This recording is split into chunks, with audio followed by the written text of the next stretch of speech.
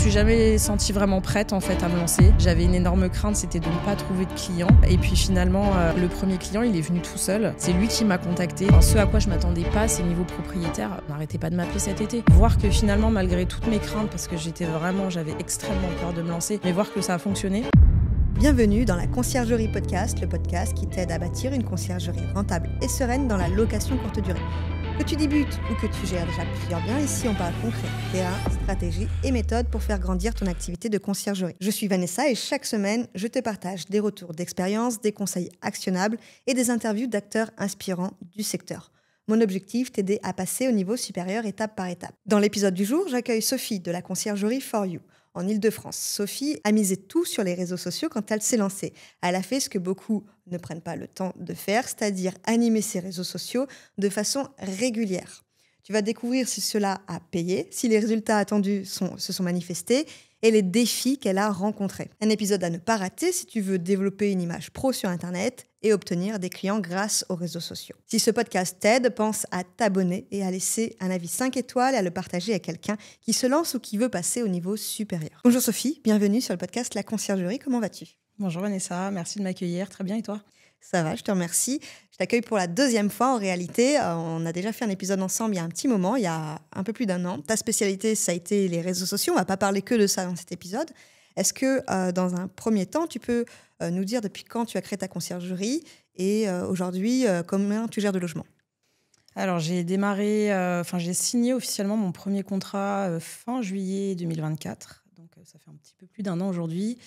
Et là, aujourd'hui, j'arrive à quasiment une quarantaine de biens.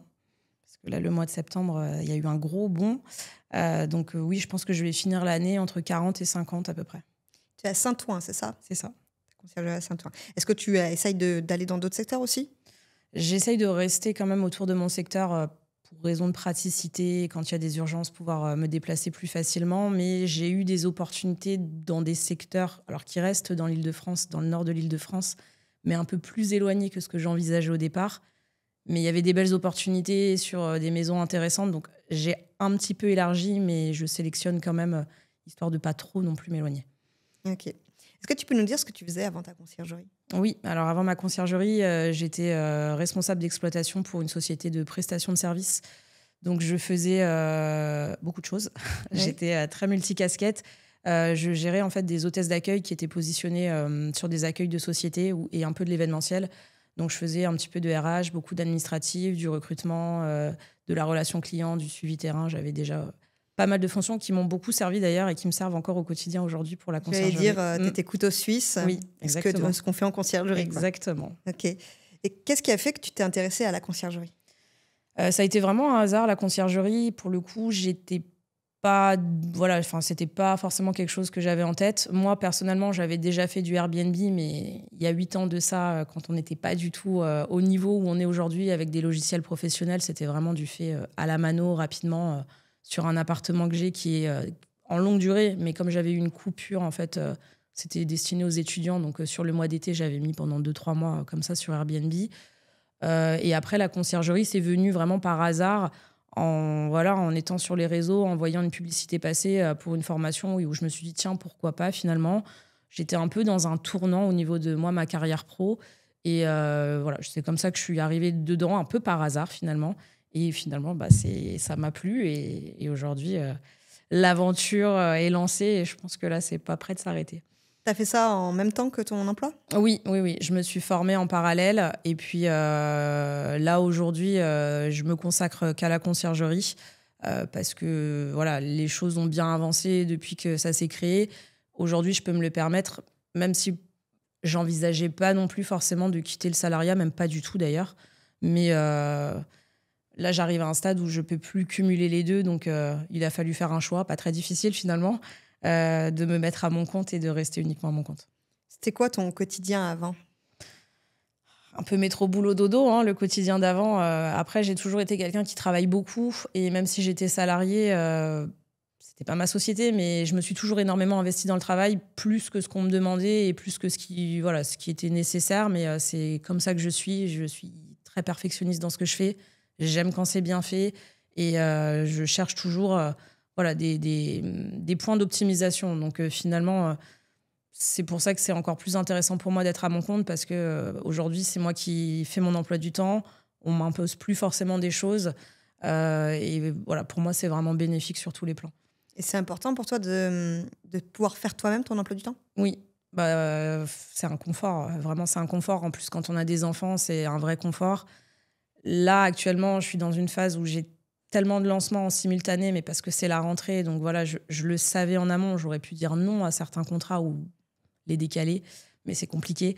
Donc là, j'ai vraiment une surcharge de travail. Donc sur cette période particulière, c'est compliqué. Mais le reste du temps, cet été, je suis partie en vacances. J'ai pas eu besoin de demander pour poser mes dates de congé. J'ai pris les dates que je voulais. Voilà, c'est un vrai confort. J'ai pas ces contraintes en fait salariales, même s'il y a d'autres contraintes aussi en tant qu'entrepreneur. Hein, c'est pas non plus facile. Il y a des avantages, il y a des inconvénients dans tout, mais finalement, je m'y retrouve quand même beaucoup mieux en tant qu'entrepreneur et responsable de ma conciergerie sur plein de plans en fait. Que ce soit personnel ou professionnel, sur plein de niveaux, organisation, financier, sur plein de niveaux. D'ailleurs, tu as parlé de vacances. C'est quelque chose d'impensable pour certaines conciergeries. On va en reparler en détail par la suite. Parce que tu as pris 3 semaines de vacances en été, oui. Hein, qu'on précise. Oui, okay. Oui. J'aurais pu faire plus, hein, mais après, j'avais des obligations conciergerie, donc j'aurais pu décaler des rendez-vous si vraiment je le voulais. Mais bon, à un moment donné... faut se remettre aussi. Ouais, mais c'est important de dire qu'on peut prendre des vacances avec sa famille, malgré qu'on soit entrepreneur. Voilà. Donc, on va en reparler par la suite. Qu'est-ce qui a fait que du jour au lendemain, tu as arrêté ton emploi ? Parce que tu as commencé avec ton emploi et après, à un moment donné, tu t'es dit, je quitte mon emploi, c'est ça ? C'est ça. Ce qui a surtout joué, c'est le fait que, moi, ça faisait déjà plus de 5 ans que j'étais à mon poste. J'ai évolué au cours de ces 5 ans. Mais j'arrivais à un stade où il n'y avait plus d'évolution possible, en fait, finalement. C'était devenu assez routinier et j'avais besoin d'autre chose, en fait. J'avais besoin d'autre chose, j'avais besoin de faire d'autres choses, j'avais besoin de diversifier mes missions. Et en fait, c'est vraiment arrivé par hasard. C'est tomber sur cette formation, lancer la conciergerie en parallèle, voir que finalement, malgré toutes mes craintes, parce que j'avais extrêmement peur de me lancer, mais voir que ça a fonctionné. Et comme j'étais en parallèle dans un ras-le-bol côté salarial, c'est comme ça en fait que ça a démarré, quoi. Je ne l'aurais peut-être pas fait 3 ans en arrière, mais là c'était vraiment au bon moment en fait. Ok, l'opportunité quoi. Exactement. Des fois il faut les voir et les saisir. Exactement. C'est ce qui a fait que tu es passé de salarié à entrepreneur. C'était quoi le plus dur quand tu as commencé ? C'est de se lancer. Le plus dur, c'est de se lancer. C'est la plus grosse décision ? C'était déjà de prendre la décision de prendre la formation, premièrement, parce que ça a un coût. Voilà. Quand on ne connaît pas, on se dit, est-ce que ça va fonctionner ? Est-ce que je ne suis pas en train de jeter mon argent par les fenêtres ? Parce que ça a vraiment un certain coût, donc c'est pas négligeable. C'est mon mari qui m'a beaucoup soutenue et qui m'a dit, vas-y, fais-le. Au pire, ce n'est pas grave si ça ne fonctionne pas. Voilà. Heureusement qu'il a été là, parce que moi, toute seule, je ne suis pas certaine que je l'aurais fait, déjà. Donc, il a été, lui, le premier soutien à ce moment-là. Donc, j'ai commencé à faire la formation en parallèle. Donc, j'étais toujours salariée. Et puis, j'ai commencé à créer un petit peu tout ce qu'il y a à créer au départ. La société, le nom de la société, le logo. Enfin, il y a énormément de travail aussi en amont avant de se lancer. Moi, je suis quelqu'un qui réfléchit beaucoup avant d'agir et je ne me lance pas comme ça, tête baissée. Donc, il y a eu beaucoup de réflexions, beaucoup d'interrogations, beaucoup d'administratifs, beaucoup de choses sur lesquelles, à chaque fois, j'ai longtemps réfléchi. Le choix du comptable, le choix des couleurs, du logo, des tas de choses. Voilà, tout ça m'a pris beaucoup de temps parce que pour moi, il fallait que ce soit parfait. Ça, c'est mon vrai côté perfectionniste. Donc, ça a pris beaucoup de temps. Je me suis jamais sentie vraiment prête, en fait, à me lancer. J'avais une énorme crainte, c'était de ne pas trouver de clients. Et puis, finalement, le premier client, il est venu tout seul. C'est lui qui m'a contactée. Donc, je pense, alors je ne lui ai jamais demandé officiellement, mais je pense que c'était par la fiche Google, finalement, parce que je n'avais pas encore vraiment de site internet. C'était vraiment les tout débuts. J'avais un petit peu Instagram, mais lui, il n'est pas du tout réseaux sociaux, donc c'est sûr qu'il ne venait pas de là. Donc, je pense sincèrement que ça venait de la fiche Google. Comme quoi, ça marche bien. Donc, c'est lui qui m'a contactée. On s'est vu en rendez-vous. Ça s'est très bien passé. Moi, j'étais stressée, vraiment hyper stressée, mais j'ai fait comme si ça faisait 10 ans que je faisais de la conciergerie. Je me suis mis dans la peau du personnage et ça s'est très bien passé. Et finalement, lui, ça a tardé un petit peu parce qu'il a mis du temps, comme c'était en plein pendant les JO en plus. Il a mis du temps à avoir l'autorisation de la mairie pour la location du bien. Et j'avais un gros dilemme à ce moment-là, c'est que je ne savais pas du coup si, bon ça c'était l'année dernière, j'allais partir en vacances ou pas, parce que je ne savais pas en fait à quel moment il allait avoir la validation, parce que dès qu'il avait la validation, on commençait en fait. Oui. Et jusqu'à quasiment une semaine, je crois, avant de prendre la décision de partir en vacances, j'ai failli ne pas y aller, j'ai failli annuler. Et puis finalement, je me suis dit, bon, tant pis, enfin, pas de nouvelles, j'y vais. Voilà, je m'étais dit, ce sera peut-être la dernière fois avant longtemps, du coup. Donc, je suis partie. Et je crois qu'il me restait une dizaine de jours de vacances. Pareil, j'étais partie 3 semaines. Et là, il m'appelle, il me dit, c'est bon, j'ai eu l'autorisation. Donc, du coup, moi, j'ai été hyper mal à l'aise parce que je voulais pas lui dire que j'étais pas là, j'étais dans le sud et que j'étais en vacances. Donc, du coup, je lui ai dit d'accord, sauf que là, je suis un petit peu sous l'eau à cause des JO, ce qui n'était pas vrai. Et du coup, je l'ai fait patienter, tout simplement. Okay. Il a accepté. Enfin, c'était un peu qui tout double, mais de toute façon, j'avais pas le choix. J'allais pas non plus revenir juste pour ça. Donc, t'as pris des vacances dès la première année? C'était juste avant le lancement, en fait. J'avais pas encore vraiment commencé. C'était vraiment... Pas de client, c'était ton tout premier. Oui, c'était vraiment la transition. Donc, c'est pour ça que j'avais hésité, d'ailleurs. Mais je l'ai fait patienter 10 jours. Il a compris. Je lui avais expliqué. Et en plus, c'était pas totalement faux que c'est pas parce que c'est les JO que c'est la manne financière. C'est compliqué. Ça a été compliqué pour beaucoup. Donc, que c'était pas gênant. Enfin, voilà. Je lui ai donné rendez-vous le jour où je rentrais. Et on a démarré comme ça. Et bon, en fait, ça s'est bien passé finalement. Donc ça, c'était vacances première année, juste avant de démarrer. Voilà, juste avant le lancement. Ok, ça marche. Et par la suite, donc tu es passé de 1 à 40 clients. Qu'est-ce qui a fait que tu as pu passer en un an à 40 biens? Alors, sur la première année, la croissance, elle a été bonne, mais pas aussi rapide que là dernièrement. J'ai dû finir la première année à 6 ou 7 biens, je crois. Et puis après, j'ai eu un gros contrat en début d'année où j'ai pris 4 biens d'un coup. Après, il y a eu le bouche à oreille, beaucoup. Des propriétaires investisseurs qui ont plusieurs biens, qui m'en ont confié un, qui en avaient d'autres, qui étaient dans d'autres conciergeries, mais finalement, ils avaient plus d'affinité avec moi, donc ils m'ont donné d'autres biens. Voilà, enfin, beaucoup de choses comme ça qui font qu'en fait, rapidement, il y a eu vraiment une explosion au niveau de la demande de biens. Il y a certains où j'ai même dû dire non. Là, je commence à me le permettre, ce que j'aurais pas forcément fait aussi un an en arrière. Quand je sens que le secteur n'est pas approprié, parce qu'il y a des villes qui fonctionnent moins que d'autres, mais ça, c'est avec l'expérience qu'on le sait, parce qu'on a fait ces villes-là et qu'on voit bien la différence avec d'autres villes. La qualité du bien, le fait que ce soit avec ascenseur, pas d'ascenseur. Enfin, maintenant, quand on me dit 5e sans ascenseur, voilà, je dis non.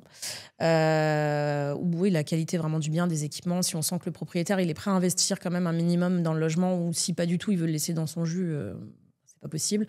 Donc, j'ai des critères de qualité maintenant qui augmentent aussi. Et je filtre un petit peu plus les propriétaires.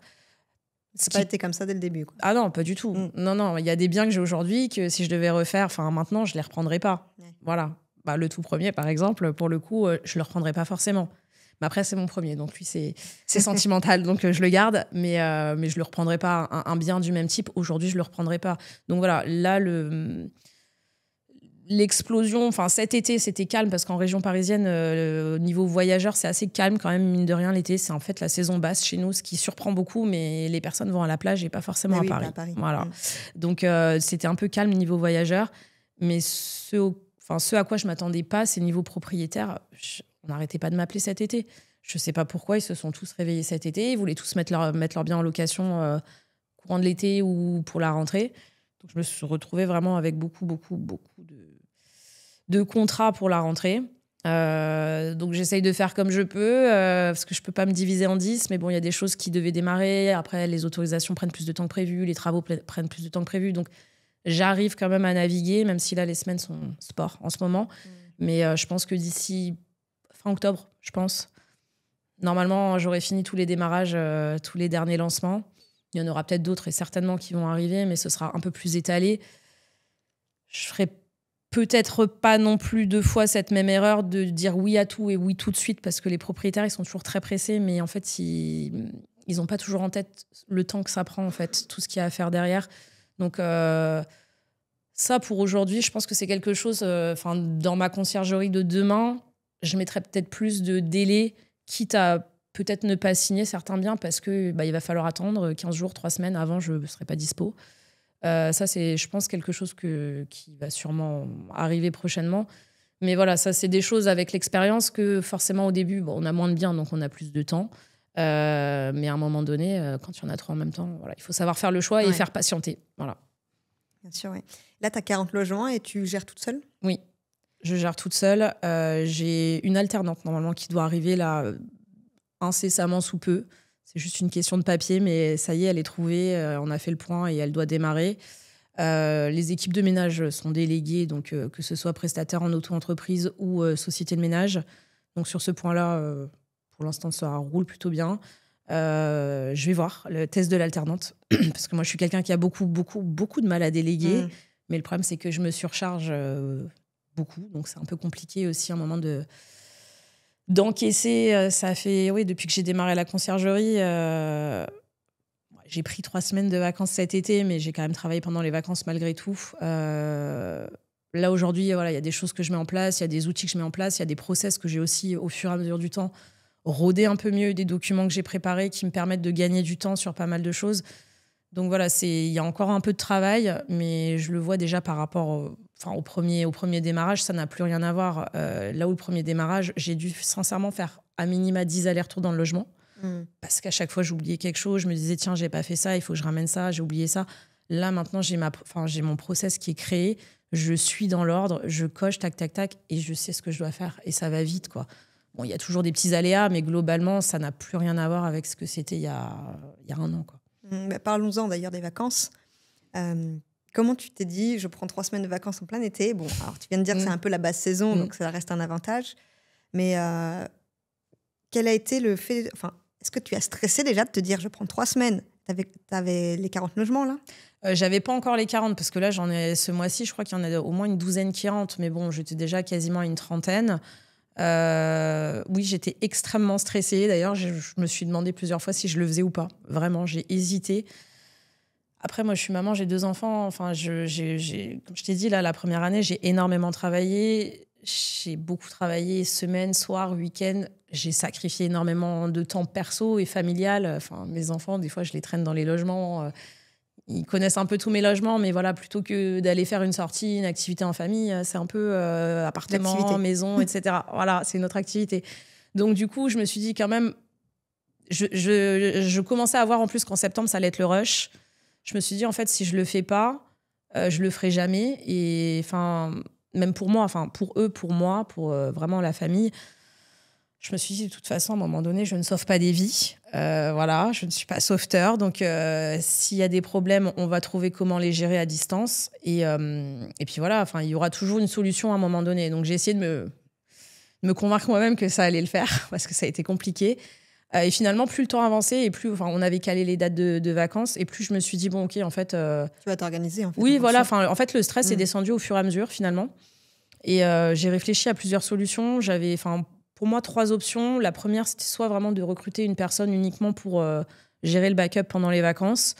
Mais ce qui m'obligeait quand même à devoir prendre le temps de lui expliquer plein de choses, etc. Et je n'avais pas forcément ce temps-là.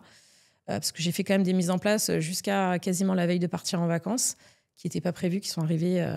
C'était des clients que j'avais depuis des mois, et puis le temps des travaux, les machins, et ils sont arrivés 2 semaines avant que je parte. C'est bon, on est prêts, 2 en même temps, donc il a fallu gérer en dernière minute, c'était pas du tout prévu. La deuxième option, c'était de voir avec une des sociétés de ménage avec qui je travaille s'ils pouvaient être backup s'il y avait des soucis dans les logements, étant donné qu'ils les connaissent déjà pour y travailler. Troisième option, j'ai un artisan en fait avec qui je travaille quasiment depuis le début, qui est vraiment un peu mon bras droit sur tout ce qui va être urgence, réparation, que ce soit grosse ou petite réparation dans les logements, qui habite pas loin de chez moi, qui connaît déjà aussi pas mal de mes logements pour y être intervenu pour plein de choses, des réparations diverses et variées. Et finalement, je suis partie sur cette option-là. Donc en fait, ce que j'ai fait, c'est que j'ai convenu avec lui en fait qu'il soit en astreinte pendant les 3 semaines où j'étais pas là.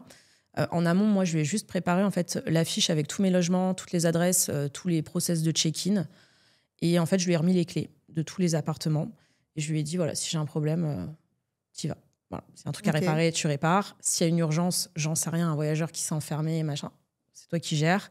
Il m'a juste dit, moi, ma seule contrainte, c'est que s'ils sont enfermés dans le logement, je pourrais peut-être pas intervenir dans l'heure parce que t'as d'autres d'autres que choses pour à moi, faire. voilà. Je lui ai dit, écoute, c'est pas grave, ils se sont coincés, ils attendront, quoi. Après, si c'est une urgence, réparation, voilà. Donc, c'est ce qu'on a fait. Et puis finalement, ça s'est bien passé. Donc, moi, j'ai continué à gérer tout le back-office, enfin, toute la partie communication voyageurs. Ça, c'est moi qui l'ai géré. Et puis, les équipes ménage, j'ai continué à gérer, mais ça, le quotidien, comme ils connaissent déjà, il n'y avait pas de choses particulières. Le réassort, j'avais déjà fait tout le réassort dans tous les logements en amont. Comme ça, j'étais sûre qu'il allait rien manquer pendant le séjour. Et au pire, les équipes ménage, voilà, elles allaient acheter des choses. Ça, je faisais le remboursement, c'était pas un souci. Donc, globalement, en fait, sous ce format-là, ça s'est hyper bien passé. J'ai eu des galères. Il s'est passé des choses quand même pendant mes vacances, sinon c'est pas drôle. Surtout le premier jour, je venais d'arriver, il s'est passé quand même, voilà. Mais ça s'est hyper bien passé. Ça a roulé jusqu'à ce que je rentre et finalement, voilà, si c'était à refaire, oui, je le referais. On veut savoir ce qui s'est passé. Premier jour, j'arrive, j'ai mon équipe ménage qui doit faire un ménage de sortie. Il y a une entrée à 16h. Eux, ils arrivent vers 14h, je crois, sur le ménage parce qu'ils avaient fait d'autres ménages avant. Donc, ils avaient 2 heures, ils avaient largement le temps. C'était pas un grand studio. Et en fait, ils me disent les voyageurs ne sont pas sortis. Il est 14h. Donc moi, j'appelle le voyageur qui a fait la réservation. Je tombe sur une personne qui n'est pas lui, qui est sa cousine, en fait, qui m'explique que c'est la cousine. Je lui dis d'accord, est-ce que vous pouvez me donner le numéro du coup de votre cousin, puisque c'est lui qui a fait la réservation et là, j'ai besoin de le joindre, c'est urgent. Donc elle me donne le numéro, moi je l'appelle. Donc lui, il décroche, il me dit que c'est pas lui qui est dans le logement, c'est ses sœurs et je ne sais plus qui d'autre. Bref, j'ai fait toute la famille. Finalement, les équipes de ménage, elles ouvrent, donc je suis au téléphone avec elles et il y a les cousines du voyageur qui a réservé mais qui n'est pas sur place, qui lui ouvrent. Visiblement, un peu pas dans un état tout à fait normal. Ils étaient 3 dans le logement, je crois que c'était 3 filles. Donc elle leur dit là va falloir sortir parce qu'en fait il est 14h, la sortie c'est 10h et puis il y a une arrivée à 16h, donc il faut que le ménage soit fait entre temps. Elles ont quand même pris le temps de prendre leur douche. Ah oui. Oui, voilà, sans aucune gêne. Voilà. Bon, moi j'étais pas sur place donc c'était compliqué. Si j'avais été là, j'aurais pu me déplacer et voilà. Mes équipes de ménage, moi je leur donne pas ce rôle, je veux pas qu'elles aient à supporter ce rôle un peu de faire la police sur les logements parce que j'estime que c'est pas leur rôle, donc voilà, elles sont là en face d'eux. Moi, j'étais au téléphone, donc je leur disais qu'il fallait sortir, mais bon, ça les a pas dérangés de prendre le temps de faire la douche, etc. Donc bref, finalement, elles sont sorties vers 15h. Donc c'était speed, ça pouvait le faire pile poil, mais c'était un petit peu speed. Elles sont sorties, enfin, le ménage rentre. Elles ont fait une fête dans le logement. Donc, bon, si c'est que ça, on ramasse ce qu'il y a à ramasser, mais le problème, c'est que là, en fait, il y avait une chambre avec un lit et un canapé-lit. Le canapé-lit, il était cassé. Voilà, donc je le sais à 15h pour un séjour qui arrive à 16h. Les voyageurs d'après, bien évidemment, ont besoin du canapé-lit, sinon c'est pas drôle. Voilà.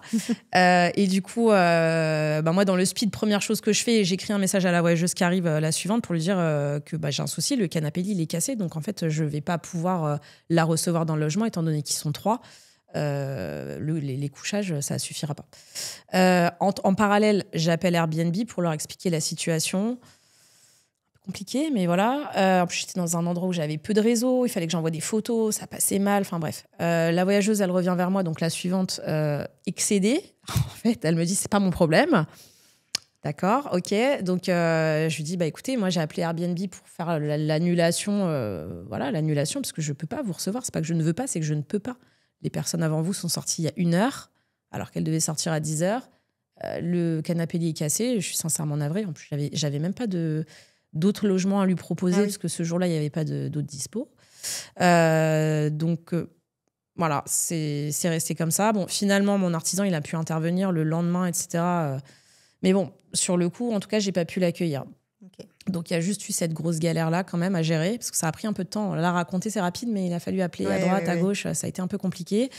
Ça a été surtout ça, la grosse galère. Mais bon, après, voilà, ça m'aura quand même valu un commentaire, une étoile de la voyageuse suivante qui, bien que n'ait pas séjourné dans le logement et que j'ai fait le process avec Airbnb, a pu quand même laisser un commentaire, ce qui m'a beaucoup étonnée d'ailleurs. Ça m'est arrivé aussi. Ouais, je comprends pas. Moi non plus. Et j'ai fait des pieds et des mains pour le faire supprimer tout l'été, ça a été impossible. Voilà. Donc, tant pis, je vis avec une étoile, voilà, mais je sais pourquoi et c'est comme ça. Donc ça a été ça en fait. Finalement, pour moi, le plus compliqué, ça a été d'avoir j'avais jamais eu un commentaire comme ça en fait. Ouais. Mais le fait que tu sois en vacances, ça n'a rien changé. Non, ça n'a rien changé. De toute façon, les personnes sont parties trop tard. Le canapé lit était cassé. Enfin ça, pour le coup, on pouvait pas le savoir à l'avance et voilà, elles ont fini par partir quand même. Et pas remboursé le canapé. Si, du coup, j'ai pu faire le hardcover, donc ça c'est bon. Mais bon, après, ça a demandé un petit peu quand même aussi derrière de process, de maintenance, de logistique, on va dire, pour remettre tout ça en ordre. Donc ça, c'était un petit peu, premier jour de vacances, je me suis dit, j'espère que ça va pas être comme ça pendant 3 semaines, parce que ça va être compliqué quand même. C'était 3 semaines de vacances, mais pas tout à fait off. Non, moi, quand je parle de mes vacances, je dis que c'était du télétravail, en fait. D'accord. Mais après, voilà, parce que je pense que j'aurais pu faire d'autres choses aussi pour déléguer, entre guillemets, un peu plus. Mais à courir partout, on n'a pas le temps parfois de se poser pour prendre le temps d'avoir le temps, en fait. Là, j'ai avancé un petit peu, il s'est passé encore plein de choses. Mais du coup, j'ai d'autres outils que j'ai mis en place. Et je me dis, OK, si j'avais fait ça il y a 3 mois, j'aurais peut-être été un petit peu plus soulagée finalement pendant les vacances. L'année prochaine, tu ferais différemment. Ah oui, c'est déjà en place pour la partie communication voyageur, sur la partie chatbot à l'IA, tout simplement. Mais en fait... Là, tu gagnerais beaucoup de temps. J'avais un peu peur de me lancer là-dedans, parce que je me disais que ça déshumanise quand même vachement l'échange avec les voyageurs. Et pour moi, c'était important de garder le côté humain. Mais finalement, en fait, là, je l'ai testé et validé, approuvé à 100%, parce que si c'est juste pour répondre quel est le code du Wi-Fi, où se trouve le tire-bouchon, voilà. J'ai pas forcément de plus-value là-dedans, finalement. Et elle fait les réponses à ma place. Le chatbot fait les réponses à ma place en 2 minutes. Si moi, je suis occupée à faire autre chose, au moins, eux, ils ont la réponse en instantané, parce qu'on sait qu'aujourd'hui, les voyageurs, ils aiment pas attendre. Donc là, au moins, même si moi, j'ai l'habitude de répondre un peu du tac au tac, j'ai le téléphone greffé à la main, très souvent, trop tôt et trop tard. Mais là, voilà, ça me soulage quand même beaucoup parce que je fais autre chose. Enfin, même sur mon quotidien ici, finalement, je suis en train de faire des courses, je suis dans un logement, je suis à un rendez-vous. Je peux pas forcément répondre à ce moment-là à la minute. Le chatbot le fait à ma place. Là, pour le coup, j'aurais été à la plage ou autre, ou que sais-je, sur le marché, en train de me balader. J'étais pas obligée non plus d'avoir le stress quand même du téléphone, de savoir est-ce que j'ai reçu un message, est-ce qu'il n'y a pas un problème, est-ce qu'ils sont bien rentrés dans le logement, est-ce que j'ai pas loupé un appel. Voilà, là, aujourd'hui, ce stress-là, déjà, je l'aurais plus. Parce que c'était plus un stress, en fait, une charge mentale, finalement. Est-ce que tu déléguerais aussi d'autres choses ? Alors moi, mes propriétaires, pour la plupart, je leur avais dit que j'étais en vacances, joignable, mais pas là. Voilà, comme ça, ils savaient, il n'y avait pas de surprise. Je suis assez proche. Pour te demander une relance de facture. Ouais, voilà. Alors, envoyez-moi la facture d'il y a 2 mois, je l'ai perdue. Ouais, non, mais après, ils sont pas sur ça. Non, ils les perdent pas, les factures. Ah, ça va. Ils les perdent pas. Mais ouais, il y en a beaucoup déjà à qui je l'avais dit comme ça, mais ils ont conscience, ils savent. De toute façon, ils savent que je suis hyper réactive, donc moi, je les avais prévenus. Ils pouvaient me contacter s'ils voulaient, mais par respect aussi pour moi, je pense qu'ils l'ont pas fait. Puis il y avait pas eu d'urgence qui nécessitait non plus. Mais c'était juste pour moi qu'ils s'interrogent pas si je leur réponds pas à la minute, quoi. D'autant que petit bonus des vacances, dans la maison de vacances où j'étais, il n'y avait pas Internet, il n'y avait pas de réseau. J'étais un peu dans la pampa, il n'y avait pas du tout de réseau. J'arrivais pas à connecter l'ordinateur. Le téléphone, ça passait, mais l'ordinateur, ça passait pas. Donc ça a été un peu aussi la mission des vacances, trouver des endroits avec du réseau pour me connecter. Parce que c'est aussi un mal pour un bien. Oui, finalement, oui, finalement, ça a été aussi un mal pour un bien. Ouais, c'est vrai. Mais ça a été un peu, d'ailleurs, le fil rouge des vacances de cet été, pas de réseau. Je vais y revenir après. Mais donc, du coup, pour les vacances, ce que je faisais, c'est que dès qu'on sortait ou dès que je pouvais, ma fille, elle avait des cours de piscine sur la plage, je me posais au club de piscine et j'étais sur l'ordinateur. Ils pensaient que j'étais l'assistante du club. Parce que tous les matins, j'étais là avec mon ordinateur. Donc là-bas, je me connectais tous les matins pendant qu'elle faisait son cours.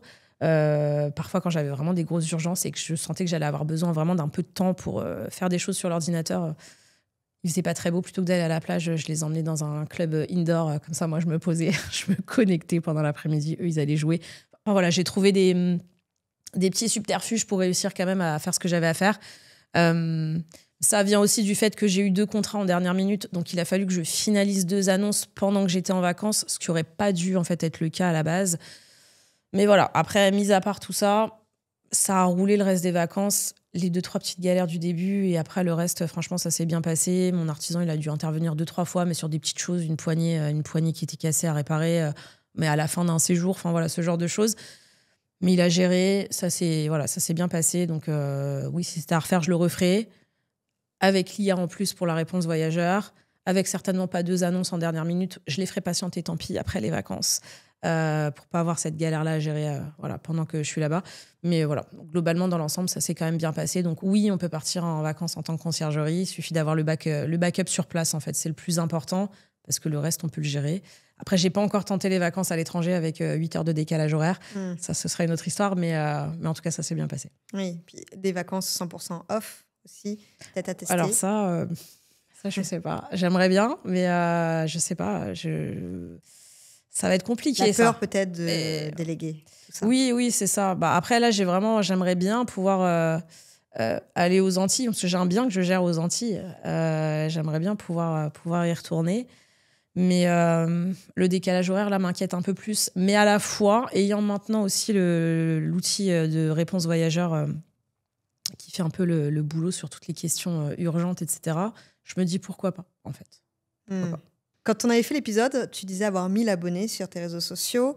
J'ai vu tes contenus. Tu postes en fait toujours un peu les mêmes choses, donc des conseils finalement, des conseils pour les propriétaires, pour les investisseurs. Aujourd'hui, c'est quoi les résultats de tout ça ? Aujourd'hui, donc là, l'Instagram, je l'avais démarré en avril 2024, vraiment quand j'ai moi immatriculé la société avant d'avoir mon premier client. Là, aujourd'hui, on est à 2400 abonnés. Et vraiment, là, je sens un peu plus d'1 an après les effets vraiment positifs d'Instagram. 2 choses. Déjà, j'ai des clients qui me démarchent sur Instagram. Alors, c'est pas le canal principal d'acquisition client, mais il y en a quand même.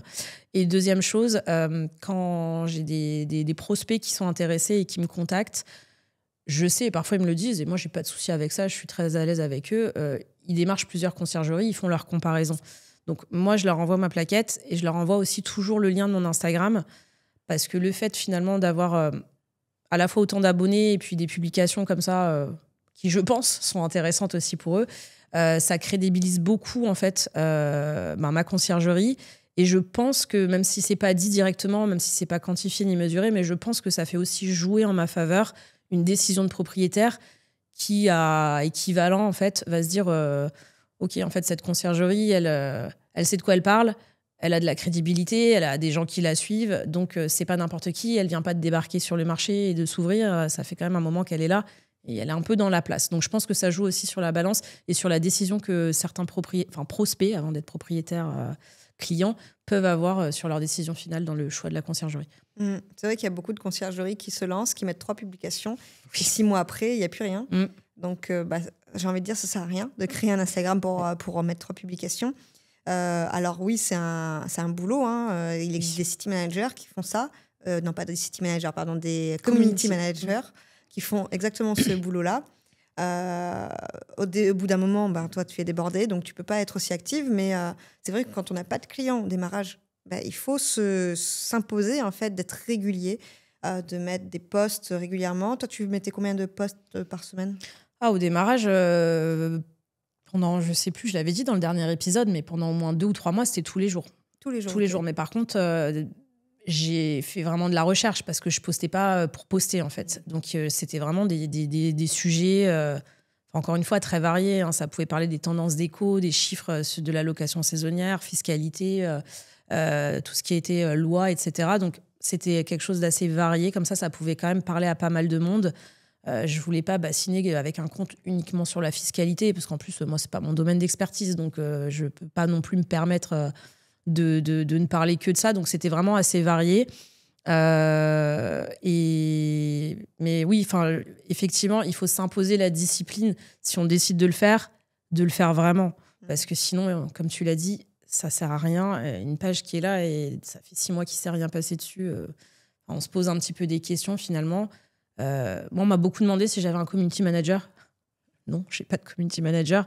Et c'est pour ça d'ailleurs qu'aujourd'hui, là, j'avoue que je rame un petit peu depuis cet été avec tout ce qui s'est passé, les vacances, entre guillemets, les soucis Internet, parce que oui, du coup, j'en ai pas reparlé, mais on a eu une coupure quasiment 3 semaines totale d'Internet dans la ville, parce qu'il y a des câbles fibres qui ont brûlé, donc ça a impacté toute la ville. Donc ça a été encore une galère infinie. À un moment donné, j'ai priorisé autre chose que de faire de la création de contenu. Mais oui, c'est important, si on le fait, de le faire jusqu'au bout et de le faire vraiment. Ou alors, à un moment donné, note à moi-même, de se prendre un community manager qui va le faire. Et là, je pense que peut-être mon alternante, je vais la positionner un peu sur des missions comme ça. Bien que après, ça me tient à cœur, moi, de conserver mon Instagram avec ma patte perso. Donc, je ne sais pas si je réussirai à le déléguer pour que ça me satisfasse et que je me dise, OK, je peux un peu lui donner la main. Je ne sais pas, on va voir. Mais oui, il faut vraiment s'investir dedans ou pas y aller du tout, en fait. Oui, ça ne sert à rien de faire les choses à moitié. Exactement. OK. D'ailleurs, j'ai des personnes que j'accompagne qui, des fois, me demandent est-ce que je prends un community manager de suite. Je pense que ça coûte quand même un petit billet de prendre un community manager. Toi, tu dirais que c'est intéressant d'en prendre un à un moment ? À un moment, oui. Au début, j'aurais tendance à dire non. Enfin, il y a quand même, même si la conciergerie, c'est pas quelque chose pour lequel il y a forcément besoin de beaucoup de trésorerie au démarrage, mais un minimum quand même. Je pense qu'il y a d'autres priorités que d'avoir un community manager. D'autant que si on démarre, on est censé avoir un peu de temps quand même. Parce que sauf si d'un coup, on a 10 logements qui arrivent dès le démarrage, je pense pas que ce soit le cas de beaucoup. Le temps quand même de se poser sur ce qu'on veut faire, ses offres, son logo, son site internet, etc. Ça nous laisse quand même un petit peu le temps de pouvoir créer du contenu d'avance. Moi, c'est ce que j'ai fait pendant plusieurs mois. Comme j'avais du temps, j'avais pas de logement, en fait, je passais beaucoup de temps à faire du contenu à l'avance. Comme ça, après, je postais au quotidien et je pouvais travailler sur d'autres aspects en fait, de la partie création. Donc, si vous avez les fonds, oui, faites-le. Mais bon, après, sur le démarrage, je pense pas qu'on soit des milliers et des cents à pouvoir se le permettre. Et après, tout dépend en fait de ce que la personne a envie de faire. Est-ce que c'est pour elle, est-ce que c'est intéressant d'utiliser les réseaux sociaux ou pas ? Voilà. Est-ce que c'est quelque chose T'as dit que ça t'a pris un an quand même, à avoir les premiers résultats ? Oui, ça m'a pris, je pense, à peu près un an quand même. Ouais, ça s'est pas fait du jour au lendemain. Et puis, ça a été énormément de travail parce qu'on voit une petite publication comme ça. C'est bien joli, c'est bien beau, 2-3 slides, ok, mais c'est beaucoup de travail derrière. Ou un petit Reels, ça prend un temps infini à monter, quoi. On ne se rend pas forcément compte en le voyant, mais il faut faire la recherche du sujet, synthétiser le contenu, faire un petit peu le graphisme autour, etc., le petit storytelling. Ça prend beaucoup de temps, en fait, pour quelque chose qui paraît simple. Mais voilà, donc tout dépend de la stratégie, j'ai envie de dire, de la personne.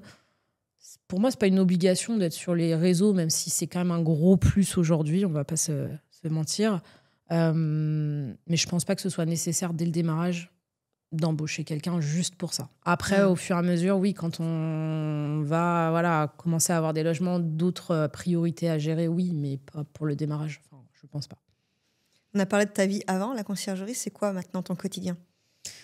Mon quotidien, est-ce qu'il a changé d'avant ? Oui, et à la fois non. En fait, moi, j'ai eu l'habitude d'être énormément sollicitée sur beaucoup de sujets, parce que comme je gérais en fait du personnel, donc des hôtesses d'accueil, à peu près 150, j'avais toujours le téléphone, parce qu'il y avait toujours je serai pas là demain, je suis malade, machin, faut me remplacer, etc. Donc tout ça reste un petit peu pour moi similaire à avant. Maintenant, je vais pas dire que j'ai pas de réveil, j'ai entendu certains le dire. Si, j'ai un réveil parce que j'ai des enfants amenés à l'école quand même. Mais c'est quand même la flexibilité de pouvoir faire des choses quand je le décide. Voilà, si je dois caler un rendez-vous client, bon, après ça va dépendre aussi des disponibilités du client, mais voilà, je peux me permettre de le mettre quand moi ça m'arrange finalement, de pouvoir faire autre chose s'il y a besoin, de pouvoir faire mes courses personnelles alimentaires le matin quand il n'y a personne dans les magasins. Et ça, mon Dieu, quel bonheur de ne plus y aller le soir après le travail ou le week-end. Ah, ça, franchement, c'est un réel bonheur. Donc, c'est quand même, oui, cette flexibilité. Après, c'est vrai que là, j'ai tellement la tête dans le guidon en ce moment, mais parce que c'est une période particulière que, voilà, j'ai hâte que tous mes lancements soient terminés pour vraiment pouvoir me poser et souffler un peu, entre guillemets, même si je vais continuer à gérer le quotidien. Mais c'est vraiment une flexibilité, et j'ai hâte aussi d'avoir la personne en alternance pour me délester de certaines choses parce que oui, un an et demi de conciergerie, enfin oui, même pas tout à fait, mais presque un an et demi de conciergerie, quasiment 40 biens, des dizaines de voyageurs chaque jour, plus les propriétaires, plus voilà. Là, c'est vrai que je porte tout sur mes épaules. Ça a été un choix, hein. J'aurais pu déléguer avant si j'avais voulu, mais ça, c'est personnel. Donc, je pense que les mois à venir seront meilleurs. Là, je suis un peu dans la phase où j'ai la tête dans le guidon, mais les mois à venir seront bien meilleurs. Et je le vois de toute façon. Enfin, comme je t'ai dit tout à l'heure, il y a des process qui ont été largement améliorés. Il y a des nouveaux outils qui sont mis en place qui me permettent de m'aider. Je commence à déléguer sur la partie du coup avec l'alternante quelques missions. Je vois que du positif. Hein. Franchement, je vois que du positif arriver. Super. Avec le recul, tu referais quoi différemment ? Avec le recul, je pense que je serais beaucoup moins souple avec les propriétaires sur certaines choses. J'ai dit beaucoup oui à beaucoup de choses par peur finalement, parce que comme moi, ma première crainte, c'était de ne pas avoir de clients quand j'avais même pas encore démarré d'ailleurs. Donc voilà, dès qu'on me demandait quelque chose, même si c'était ça sortait un peu du cadre, je disais oui, parce que voilà, pour moi, il fallait satisfaire le client. Aujourd'hui, c'est plus la même chose. Là encore hier, je crois. J'avais déjà commencé à avancer avec une cliente bien avancée même, qui avait 2 biens, dont un bien assez d'exception. Sauf que en fait, je me suis rendu compte que ça partait dans tous les sens, qu'elle suivait pas les process que je lui demandais de faire, que voilà, elle voulait aller vite, mais à la fois en fait, elle me faisait perdre du temps. Et en fait, je lui ai dit on va arrêter là. Voilà. Avant que ça aille plus loin, je lui ai dit je préfère qu'on s'arrête maintenant parce que je sentais que ça allait pas aller dans le bon sens en fait. Ça, je l'aurais jamais fait il y a un an, jamais. Tant pis, je me serais pliée et sacrifiée. Mais voilà, je pense qu'il faut savoir mettre un cadre et des règles. Alors, c'est très facile à dire comme ça. Je sais que quand on démarre, c'est pas facile à dire parce qu'on voilà, on sait pas. On veut des clients, on veut signer des contrats, on veut démarrer. Mais je pense qu'il faut pas non plus dire oui à tout. Parce qu'après, au détriment de soi, de son temps personnel et puis de sa santé mentale aussi, parce que moi vraiment elle commençait vraiment en charge mentale j'avais même plus envie d'ouvrir les messages qu'elle m'envoyait. Donc et je suis arrivée à un stade où je me suis dit je peux pas en fait, je peux pas subir en fait des clients que je suis censée, enfin moi c'est moi qui les choisis, enfin eux me choisissent, mais moi si j'ai pas envie je peux leur dire non, rien ne m'empêche. Donc j'ai quand même été patiente encore, je trouve, mais hier j'ai dit stop. Voilà, donc ça, c'est pour moi avec le temps que ça viendra, mais si dès le départ, on peut quand même cadrer certains points, alors on peut être plus souple sur des choses qu'on va un petit peu après modifier, mais savoir avoir un cadre quand même dès le départ pour pas se laisser dépasser, parce qu'il y en a, ils vont s'engouffrer dans la brèche et après, c'est terminé. Quoi. Donc ça, c'est important. Très, très important, effectivement. Ok, on arrive sur la fin de l'épisode. Maintenant, j'ai quelques questions à te poser que je pose à pratiquement toutes les conciergeries. Quel est le truc le plus bizarre que tu as demandé à un client, propriétaire ou voyageur ? J'ai dû en avoir beaucoup des demandes étranges, mais là, comme ça, la dernière qui me vient, c'était hier. C'est un voyageur qui est arrivé d'un pays où il fait très chaud et qui m'a demandé un ventilateur alors qu'il fait 16 degrés actuellement à Paris. Donc, je lui ai gentiment dit qu'il faisait que 16 degrés. Donc, normalement, ça devrait bien se passer. Je lui ai laissé une petite porte ouverte quand même pour pas qu'il se vexe. Je lui ai dit, si vraiment vous avez encore très chaud demain, appelez-moi, on verra. Mais bon, je savais très bien qu'il allait pas me rappeler, du coup. Donc, il l'a bien pris. Il l'a demandé avant d'arriver ? Non, il me l'a demandé. Il l'a demandé à l'arrivée. Mais moi, en plus, quand il m'a appelé, moi, à ce moment-là, j'étais dehors, j'allais en rendez-vous, mais j'étais devant un appartement. En plus, il faisait pas du tout chaud. Je lui ai dit, mais là, il fait 16 degrés, monsieur, dehors. Donc, il me dit, oui, mais moi, j'ai l'habitude de la climatisation. Je lui ai dit, mais là, vous n'aurez pas besoin. Il fait 16 degrés, il fera pas plus cette semaine. Donc, voilà. Donc, c'était un peu drôle. Ok. De toute façon, il y a toujours des demandes un peu particulières. Il doit y en avoir d'autres qui m'échappent parce qu'il se passe tellement de choses que j'ai dû filtrer. Mais c'est sûr qu'il y en a eu d'autres. Mais bon, voilà, là, c'est la plus fraîche que j'ai dit hier. Quoi. Si tu devais conseiller à une personne qui hésite à se lancer, tu lui dirais quoi ? Je dirais d'y aller. Ou d'avoir un mari qui lui dit d'y aller, comme moi j'ai eu. Parce que, en tout cas, oui, d'être bien entouré. Ça, c'est important, d'être bien entouré. Et puis de croire en elle, tout simplement. C'est une question de confiance aussi, je pense, beaucoup. D'ailleurs, tu as dit quelque chose de très important au début de l'épisode que je n'ai pas relevé, mais tu as dit à mon premier client, j'y suis allée comme si j'avais 10 ans d'expérience. Et ça, c'est important de partir avec cet état d'esprit-là, parce que je rencontre beaucoup de conciergeries et qui se sentent pas légitimes. Et au premier rendez-vous, elles acceptent tout, en fait, parce que ça se sent qu'elles n'ont pas confiance en elles. C'est ça. Donc oui, ça, il faut faire. quand on me contacte un petit peu parfois sur Instagram, j'ai des conciergeries qui se lancent et qui me demandent des choses et je leur dis mais n'arrivez pas au rendez-vous en n'étant pas sûr de vous en fait, parce que le client à la base c'est lui qui a des questions. Au pire, si vous n'avez pas les réponses à ce moment-là, ne dites pas que vous ne savez pas, dites-lui que vous allez revenir vers lui et voilà, faire le point. Mais ne vous mettez pas en position de faiblesse finalement devant le client, même si vous n'avez pas les réponses à ces questions, hein. Moi, ça m'est arrivé plein de fois pendant des rendez-vous clients où ils avaient des questions vraiment hyper spécifiques et pointues, où j'avais pas forcément la réponse. Mais voilà, il faut... C'est facile à dire encore une fois, hein, mais il faut vraiment prendre un shot de confiance en soi avant d'y aller et se dire ok, c'est moi le pro, même si je démarre. Mais je me suis formée, j'espère. Je me suis formée, je sais de quoi je parle.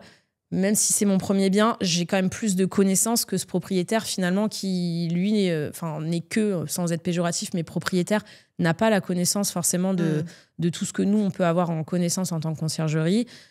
Des erreurs, on en fera tous. J'en ai fait aussi. Certainement que j'en referai d'autres demain, mais on apprend de ces erreurs et on a quand même travaillé pour ouvrir sa conciergerie. On ne l'a pas ouverte du jour au lendemain, donc... Voilà, il faut vraiment se mettre en position, on sait de quoi on parle, et au pire, si on n'a pas les réponses aux questions, on va chercher, on lui fera un retour par mail avec les réponses aux questions, mais voilà, ça se passe bien, quoi. Tout à fait. Dernière question, tu dirais quoi à toi-même d'il y a 2 ans? Je dirais de croire en elle et que n'aie pas peur. En fait, les clients, n'aie pas peur de ne pas en avoir parce que tu en auras finalement tellement qu'à un moment, tu devras dire non parce que ce sera un peu la folie et que oui, il faut juste croire en soi, en fait. Il faut y aller, il faut se lancer. Parce que si j'avais attendu, je t'ai dit tout à l'heure, moi seule, je pense que je ne me serais pas lancée, en fait. Mais c'est parce que c'est ma personnalité, je suis comme ça. Mais si on est sûr de ce qu'on veut et qu'on travaille surtout, parce que c'est quand même beaucoup de travail derrière tout ça, qu'on se forme correctement, qu'on a les bonnes informations et qu'on fait ce qu'il faut.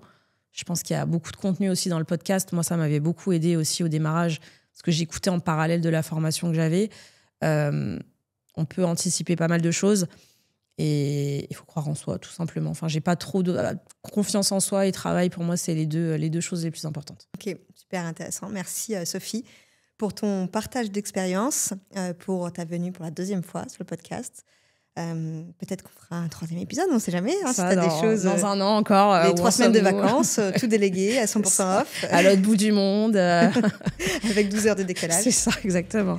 Bon, merci. Je te dis à bientôt pour potentiellement un prochain épisode. Merci à toi. Merci d'avoir écouté cet épisode. Si tu souhaites aller plus loin et obtenir les meilleures stratégies pour développer ton activité de conciergerie, abonne-toi à la newsletter Check-in Express et reçois chaque semaine des conseils actionnables. Le lien est dans la description. On se retrouve la semaine prochaine pour un nouvel épisode.